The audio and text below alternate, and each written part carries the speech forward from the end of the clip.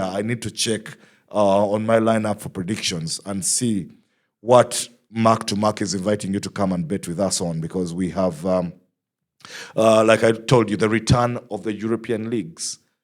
They come back after this international break, and I know many of you out there love them, and you love to hear from some tips from us, because Mark is not here, but Mark and I have made some big goals since the season started, and if you were listening, you'd have made yourself some money. I'm hoping that I can do that for you this weekend. If I don't, please don't hold that against me. You know how football is, but I'll give it a shot. Which are the teams that I've picked out as those that we should be thinking about? Largely, if I talk English Premier League, many people are hoping that there's a bit of an Arsenal blip, because Arsenal are looking like they might run away with the Premiership this early. We're only in November, getting into December, but it's before Christmas, and Arsenal are looking as good as champions. But in not winning their last game, they've started to give some people hope, guys who think that Arsenal usually sleep up in November, and which they've historically called Black November, especially in the Arsene Wenger years, when after his league victories in 2004, going unbeaten, did not win the league again, despite staying around for perhaps another decade. You remember he had won the league in his first season in England with Arsenal in 1998, actually, done the double, and then done the double again in 2002, and then won the league unbeaten in 2004. It's not happened for Arsenal since. This is the year they think it might. Arteta has been close, but not quite the cigar. The last couple of seasons actually finishing behind dominant teams in Liverpool last season, and then Man City the season before. Actually, a couple of seasons, they finished behind Man City while giving them a bit of a run for their money. So everybody thinks that Arsenal, it's about time Arsenal graduated from bridesmaids to champions again. And they're looking the part. They're doing it in a very, very solid way, actually. They're doing it not the Arsene Wenger style, but largely the George Graham way. They have a solid back five. They're not conceding goals. Goalkeeper is great. The back four is looking good. David Raya is looking like one of the best goalkeepers in the world. Gabriel Magalhaes and Saliba actually looking like the best defensive partnership in the world. And Timber and Calafiori on either side of them actually doing a great job when they play. So the back, it's solid. But what's happening is that on the other end, rather than use the swashbuckling style of the great Arsene Wenger days, of the Thierry Henrys and Sylvain Wiltons, of the Freddie Ljungbergs and Robert Pirez's, they actually are using a different style. Even after that, of course, there are others who came along and continued the swashbuckling style. Everybody from Robin van Persie to Pierre-Emerick Aubameyang and the guys who are around them. That's not how Arsenal are quite approaching it, even if they have the players of the same technical gifts. I mean, if you talk about Bukayo Saka or Leandro Trossard and Gabriel Martinelli, if you're talking Eberiche Eze or Noni Madueke and Martin Odegaard and all, you expect that this is a team that's going to create an open play and just basically bamboozle teams. But what are they doing? They're actually winning games using set pieces. They're dominant in the air. Their corner kicks are almost impossible to defend for most Premiership opposition, and so are their free kicks swung in from wide areas, and also their throw-ins, if you like. Julian Timber is somebody who can launch it into the box the same way that Kayode does for Brentford, or several other guys are doing in the Premiership. Dalot for Man United, and Reece James for Chelsea, and all. I mean, every team virtually is launching into the box from the set pieces, throw-ins and corners, but Arsenal actually have the lead there, both statistically and even from the open eye, and they're knocking them in on set pieces. They have a tough game this weekend. Before I go to it, though, I'll start with my predictions with what's happening on Saturday. The first one, Liverpool, Nottingham Forest. Liverpool, 5 games in a row they won at the beginning of the season, and then lost the next 5, and have been at 6s and 7s. Arne Slot and his team have been slaughtered for the terrible form. But they did recover before the international break, beat Aston Villa at home. I thought they would, and I said it here. And I'm thinking they're going to beat Nottingham Forest as well. Forest have their own struggles and might actually not beat the drop this season if it continues like this. Even if they've changed managers twice already, it's still not happening for them from the results front. They managed to get a draw against Man United. They did, but I don't think at Anfield against Liverpool they have much of a chance. I mean, I'll be surprised if they put that up, even with Liverpool's stuttering form. I believe that they should be winning this game at home. Newcastle versus Man City is also a Saturday game. That's huge. That's huge. Now, Man City need this one badly. They're trying to put the pressure on Arsenal at the top of the table, but they too have had a few problems of their own. Actually, lost a game to Aston Villa, and having put on a very good run, and now need to recover. I fancy them to go and do great things at St James Park. I fancy Erling Haaland to be a handful. He's been a handful for club and country this season. Actually, he's perhaps the most informed player in the world. Erling Haaland, Harry Kane at Bayern Munich, and Kylian Mbappe at Real Madrid might have something to say about that because they too are on fire. But this guy is looking like the beast everybody calls him, and he just won't stop scoring. But around him, goals have not been coming until in the last couple of games when finally Ryan Chucky got in with a goal here, and Jeremy Doku, who himself is in great form, has nipped in with a goal or two. But Tijani Reinders and Phil Foden have stepped in with a goal or two as well. But largely it's been about Haaland. I think they will give Newcastle a bloody nose, but that's one place that I don't think they would fancy going too much because Newcastle are at St James's Park. It starts in the stands where the crowd is fanatical. It's maddening noise that they produce, the atmosphere there, and then it does inspire that team. Newcastle, when their fans are in fine voice, they too can be very, very tough to beat Eddie Howe's team on the pitch. Solid defensively, as you know.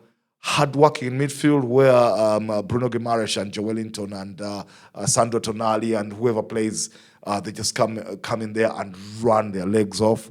And then, of course, these days, after the disappointment of the departure of Alexander Isak to Liverpool and how many goals he took from them, they finally found themselves another goal hero.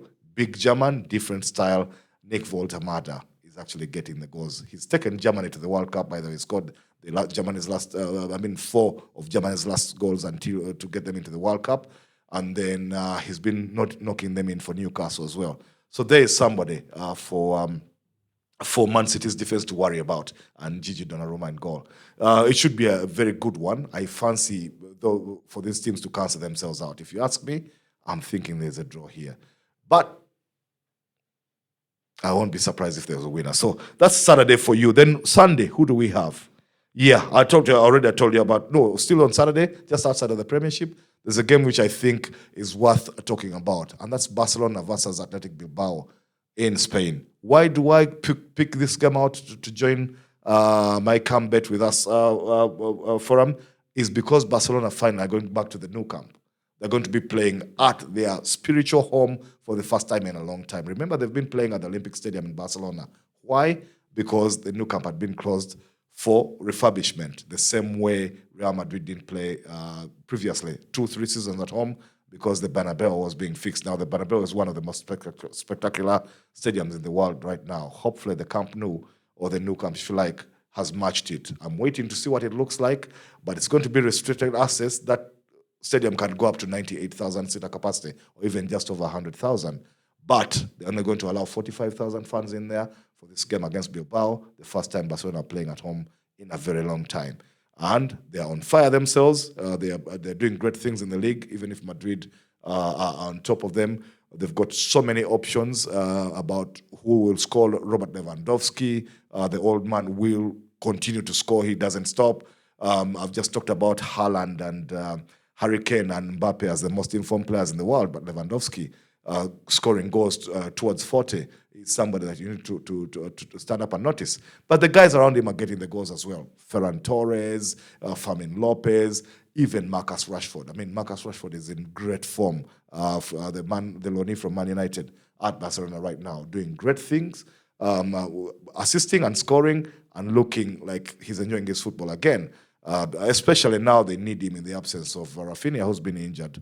But they've got Lamine Yamal back, their star boy, from injury. So I fancy Barcelona to beat Bilbao, Nico Williams and all, in that game. And that wraps up Saturday. So Sunday, who do we have? Yes, Sunday. The first one is the one I talked about earlier. Arsenal up against Tottenham. It's a North London derby. It used to be either at White Hart Lane or at Highbury in the good old days. Now both teams have moved on. Arsenal at the Emirates and Tottenham at the London Stadium. But bigger capacity stadiums these guys are in, but the rivalry remains, and I always fancy Arsenal to beat Tottenham in this derby.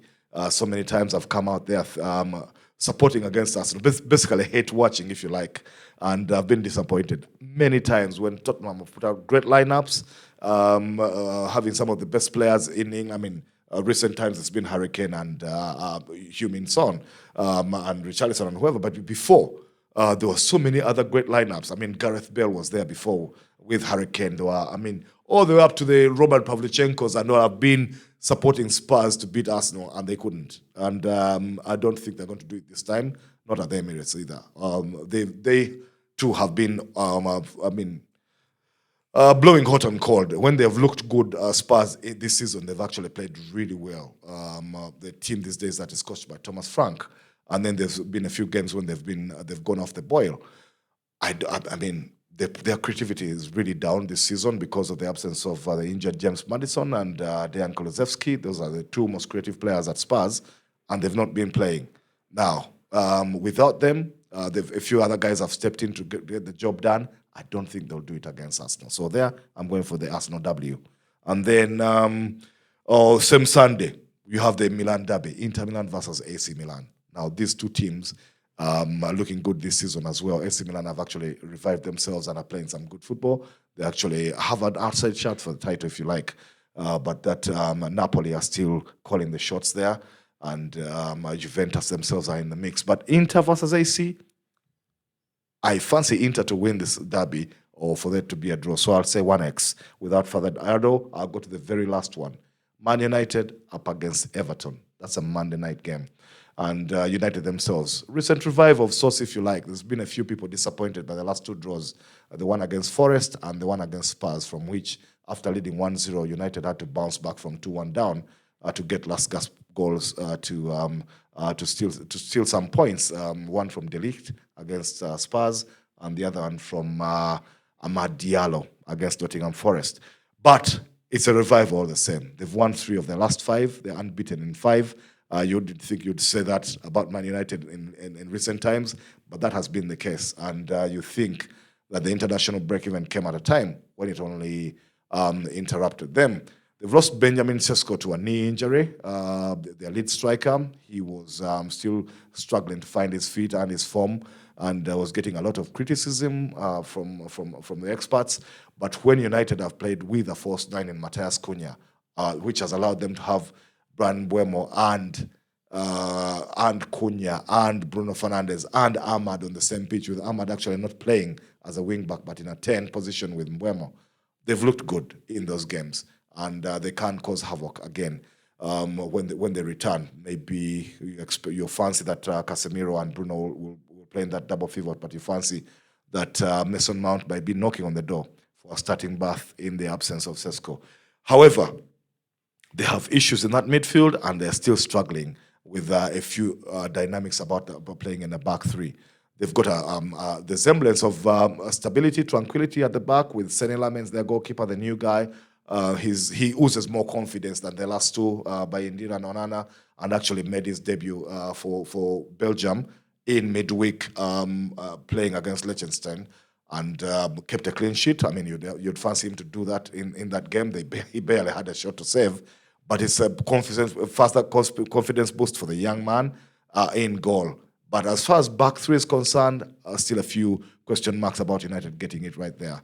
And you expect that it will be De Ligt and Harry Maguire to play with Luke Shaw at that back. If one of those is not playing, then it might be Leny Yoro. It's going to be a tough game for them, however. David Moyes coming back to United, the team he coached, the one who started the post-Fergie era, and always likes to get one over them because of how he left. It was unceremonious. He's got a very competitive team, and he has revived the career of a few guys there, if you like. I mean, Dewsbury Hall, for one, is playing very, very good football for Everton coming out of midfield. Very competitive guys. And Jack Grealish is the man, actually, whose career he really has revived, getting him on loan from Man City. and really she's actually looking good, leading one of the leaders of the assists in the Premiership. They are competitive as a unit, not so many outstanding individuals. They'll give United a bloody nose, but I fancy United to win because it's at Old Trafford, and they too have their own confidence. So I'm going 2-1 Man United, and that wraps up my calls for the Come Bet with us. I'm hoping you've enjoyed this. Please join me. Get down there, put in the comments, go onto our socials and see what we've got to say. We're on YouTube, of course, as you know, but you can also find clips on TikTok. You'll find us on X and everywhere else. Join us for these conversations and have a great week. Bye-bye.